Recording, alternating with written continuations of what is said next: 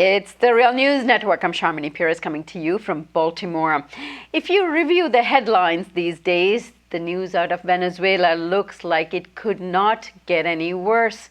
In just the past few days alone, not to mention the last few months, headlines in U.S. and international media outlets have been like this. Venezuela's desperation grows as the nation struggles for food, says Kansas City Star. Violence over food in Venezuela continues. Running out of food, medicine, and patience in Venezuela, says NPR. Venezuela is on the brink, and the Maduro approach is not working, says CNBC. Venezuela now faces imminent famine, says Forbes magazine. Venezuela's deepening food crisis sees ransacked stores. Deadly riots, says CBC. Looting and unrest continue roiling Venezuela as shortages persist, says the LA Times.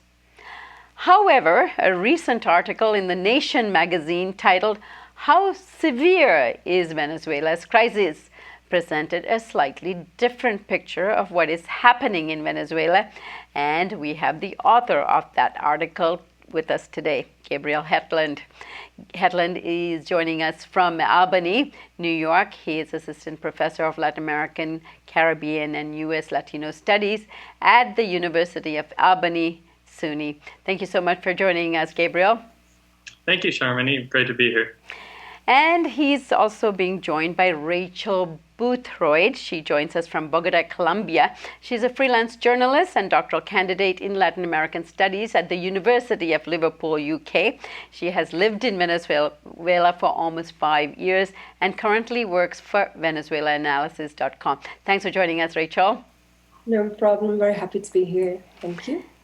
So let me start with you, Gabriel. Now, you just spent a few weeks in Venezuela going around talking to numerous people on various sides of the discussion, and I should say people experiencing the crisis, especially the food crisis.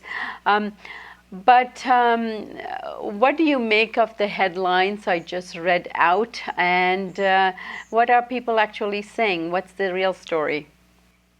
Yeah, absolutely. I mean, the headlines that are coming from the New York Times, the Washington Post, and all the different sources that you cited today are presenting a picture of a total apocalypse, a country that has completely fallen apart, in the words of the New York Times, that is already in a state of total collapse, where there's the image presented as a sort of generalized hunger, widespread looting, institutions that are falling apart. And it is true that Venezuela is in the midst of a very severe crisis, which is marked by triple-digit inflation, widespread changes to food consumption patterns, mounting social and political discontent, and a host of other problems. But the mainstream media image that's been presented does not accord with reality, as I saw it for the approximately 3.5 weeks I was in Venezuela. The mainstream has consistently and possibly deliberately exaggerated what's going on in Venezuela to present this really, really horrendous situation, which goes above and beyond what's happening. This situation is definitely a real crisis, but it's not apocalyptic the way that you've seen it in the mainstream media. Why deliberately? Well, I mean, I can't say that for sure, so I should be careful with that. But I think some of these folks should know better. I think they should be doing a little bit more careful research to really talk to everyone. When they find something really bad, you end up hearing the same story in outlet after outlet after outlet. So recently there's been stories about people running to trees and trying to grab mangoes off the trees. And I've heard from friends that that's appearing all over the place. Everybody's talking about these sort of mango stories. So you're seeing a repetition of these sort of apocalyptic narratives that's happening. I just think that it's certainly true that there's a lot of difficulty happening in Venezuela. There is real suffering, and this is something that the government hasn't been quick enough to acknowledge, hasn't been forthright enough about. But at the same time, the images that are presented in the media over and over and over again in this sort of repetition echo chamber just don't quite accord with the reality on the ground. They go a little too far in terms of the image that they're presenting. And Rachael, what would you say? You've lived and experienced some of the crises being described by these newspapers. What is the reality on the ground? What did you observe? Well, first of all, I agree with Gabriel. I think it's really important not to downplay the extent of the crisis that Venezuelan people are living through at the moment, and which has some quite complex roots. And I think this is really important for people who are involved in organizing effective solidarity with the Venezuelan people. Like Gabriel says, there is real suffering in Venezuela at the moment. That said, over the past 6 months, I think we've definitely witnessed what you could call an intensification of the international media's campaign against the Venezuelan government in particular. And I think that campaign has been characterized by not just gross misrepresentations of the reality on the ground, but also in a lot of cases, it's been characterized by outright lies. So we've seen claims, such as there is no drought in Venezuela, the water shortages, the government's fault, violent deaths outnumber violent deaths in Iraq, hamburgers that cost nearly $2,000, that people are hunting pigeons in the streets because, they're so hungry, and that people are being starved to death. And this is just quite simply, not true. I also think, and I agree with Gabriel here, that we've seen examples of deliberate attempts to seek out horror stories in Venezuela by correspondents and journalists who've been parachuted into the country really with not a lot of experience of Venezuela or even knowledge about the country or even Latin America itself. And they've been parachuted in and are deliberately kind of seeking out these horror stories and then deliberately passing these horror stories off as somehow representative of the wider reality in Venezuela, and that's not the case. And I actually have seen deliberate examples of this. I've met Rachel. What are the people saying? I mean, a lot of the quotations we see of people that have been interviewed by some of the journalists you're talking about, they do, blame the government for what's going on. Some of them, at least. What were your observations? What are the people saying about this crisis? Well, I mean, it really depends who you speak to. I don't think anyone in Venezuela is going to deny the fact that the country is living through a really quite a severe crisis. But I don't think that everybody has equal access to the international media. So I think, like I was going to say, a lot of these kind of journalists are being parachuted into the country, and they do not really, they're not kind of au fait with the way Venezuela is organized, and they don't really make an effort to speak to people who would challenge maybe their narrative on the crisis. So that you very rarely see Chavistas interviewed, really, I think, in the mainstream media, and a reason that has been presented for that is because a lot of Chavistas come from the popular classes, they don't speak English, etc. And so I think the international media tends to prioritize people who are able to speak English, who generally tend to come from the middle classes. They are also told, and I've seen this over at least 3 cases in the past 2 months where journalists have been sent to Venezuela for maybe a week or 2 weeks and told to basically seek out civil unrest. And so I think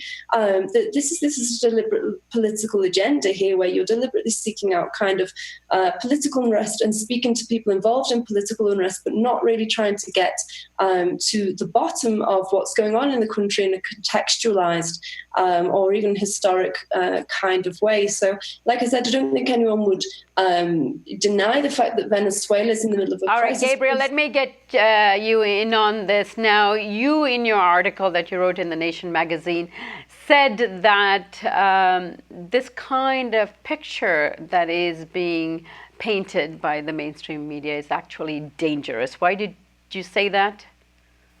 Yeah, I think the apocalyptic failed state narrative is dangerous without, again, minimizing the real suffering that is happening amongst significant parts of the population and probably growing parts of the population. But the apocalyptic total collapse narrative goes hand in hand with the regime change agenda, which is fairly open on the part of the U.S. government. And there's a lot of cheerleading by the New York Times. The Washington Post has very openly come out with a sort of policy saying we need a new government, they need foreign intervention. And the solutions to the problems, which Rachel has sort of hinted at a little bit, are complicated and involve economic policy changes where you have to get masses of the population to trust that the government does have the capacity to get private businesses and state institutions to follow laws, to provide food for people. You have to have people trusting that the government will be able to provide the resources they need. And in order to have the policy changes that can make that happen, you need much less anxiety on the streets. People are really anxious, not only about the food crisis and the sort of medical and general situation of crisis that's happening, but also about the political situation, the possibility of the opposition taking over legally or possibly through a military coup, which some opposition leaders have almost sort of invited the military to come in and say, you want to be on the right side of history, please intervene. And they very openly called for foreign intervention by the Organization of American States. They're very cozy with the US government. So this sort of coverage, which suggests that the government has totally fallen apart, the country has totally fallen apart, the only thing that can save it is some sort of foreign intervention, someone saving Venezuela from outside. They go very much hand in hand, and I don't think that's at all what the country needs right now. They do need change. They do need policy change. They need better policies, for sure, but having a sort of crisis in the sort of political and international sphere is going to make that much, much harder to actually happen. Gabriel, we've seen this political moment before where the OAS, the international media, backed by U.S. government policy, all lead to a coup d'etat, as it did with President Hugo Chavez. One thing we have to keep in mind is while these conditions might be recreated, we also have a situation where the foreign minister has actually met with the Vice President of the United States. What came out of those meetings? Is there any positive strides here? Yeah, I believe the meeting was with the Secretary of State, John Kerry, although I don't know if Biden has met with them as well. But there have been very high-level diplomatic meetings that have been happening. There's just to let you know, when the OAS meeting was going on here in Washington, D.C., the foreign minister did meet with Vice President Biden, in addition to Kerry, of course. Okay. I didn't know about that. So even higher level meetings than I was aware of in Venezuela, they were publicizing the Kerry meeting. So there's certainly a lot of conversations going on. That might be a hopeful sign. We haven't really seen details. It would be hopeful in the sense if the temperature goes down. It's interesting that the U.S.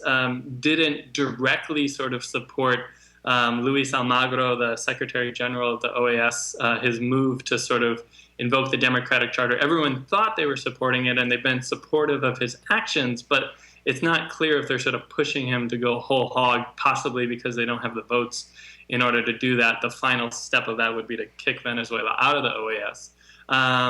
But the general meetings that are happening at the high level, most people think, again, this is somewhat speculation, most people think that there's some sort of negotiations going on, in particular around the recall referendum, which the U.S. government has been somewhat disingenuous in terms of saying it has to happen this year. There's nothing in the Constitution that says Venezuela has to have a recall referendum. What it does say is that there's a set of steps that if they are met, a recall referendum could occur. The timetable on that is a little bit fuzzy. The opposition themselves have actually delayed considerably earlier this year starting that. So there's a lot of sort of sword waving, saber rattling on the part of the U.S. government. The recent conversations, we don't know exactly what's going on, but if they're lowering the temperature, I say that would be a good thing. If they're putting sort of ultimatums on the table, that would certainly be more disturbing. Now, Rachel, the Venezuelan government is dealing with a number of issues. Of course, there is a drought going on, which is creating also electricity crisis because they don't have enough water generating electricity. There is, of course, a currency crisis going on. There is a food, medicine shortages, and inflation. Now, the situation is dire for a lot of people, even when you speak to Chavistas. And so what can the Venezuelan government do at this moment, even in the short term, in order to bring the temperature down in terms of some of the concerns that the OAS or the United States may have had? I think to contribute to kind of an environment of stability in the country, it should keep pursuing kind of its aims in the OAS to foment dialogue with the opposition.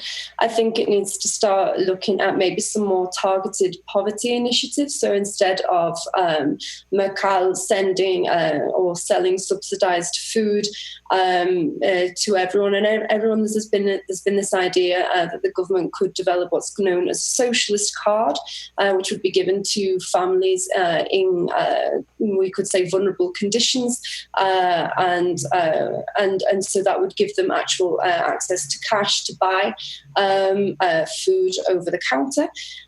Short term, I think there needs to be, I think undoubtedly the currency controls are causing a lot of problems. If you look at some economists like Mark Weisbrot, they've said that these currency controls need to go. Now, I think it's important to protect the popular classes. If these currency controls did go and you do free up kind of currency, obviously the fallout from that could be kind of increased poverty. And so I think that's where these kind of targeted poverty initiatives come in. Now, the government has started to import food from Trinidad and Tobago. That's kind of a short-term initiative, because the long-term solution is obviously investment in national production. But that's been something that no government today has really managed to get to grips with in order to kind of decrease Venezuela's oil dependency.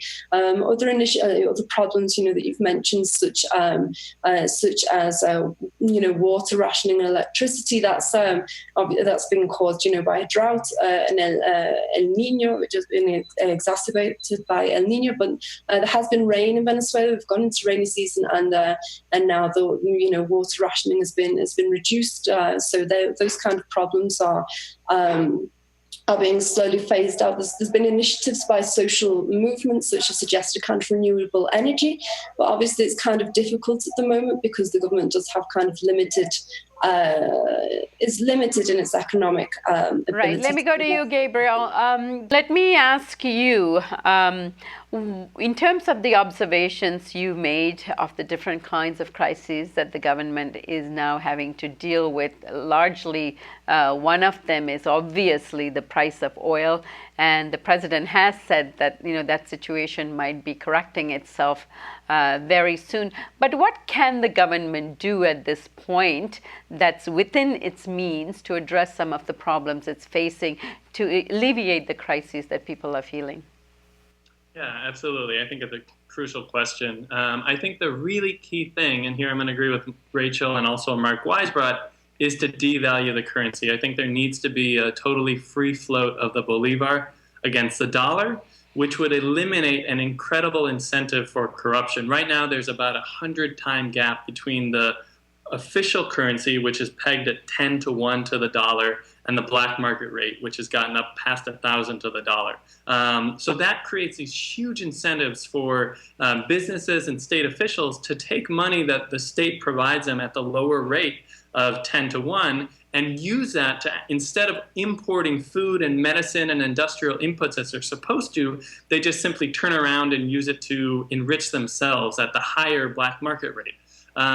So there's a second official rate, which is called the DCOM, and that has risen from 200 to 1 up to 600 to 1. So the idea of freeing the bolivar would be allowing it to go up to whatever the market says it should be. There will be some disruption, and I think Rachel was right to point out the need to protect the poorest. And I think the socialist credit card idea is a really good way of doing that, because it goes directly to consumers rather than to products which can be bought up by the so-called bachaqueros, or black marketeers at the street level, who buy products. So sort of raising the currency is one of the solutions. Providing the direct subsidies to consumers is another solution. And then I think it really also has to have much more sort of horizontal links between organized communities and the government itself. From Chavista activists I've talked to, the government is increasingly detached from popular movements, increasingly detached from the popular sectors, and that's a real problem. People I spoke to said that the government is living the same way they were 3 years ago. They don't realize the urgency of the situation on the ground. So reestablishing those links and really making it such that popular sectors have a lot more control over decision making and some of these practices, along with the more sort of technical policy changes, I think are absolutely essential to making this happen. I think on an international level, anything that the government and activists in particular in other countries can do to really try to lessen the sort of offensive campaign against the Venezuelan government, both in the media and also through the US government, are absolutely necessary. President Maduro regularly talks about the economic war, and the opposition completely dismisses the idea.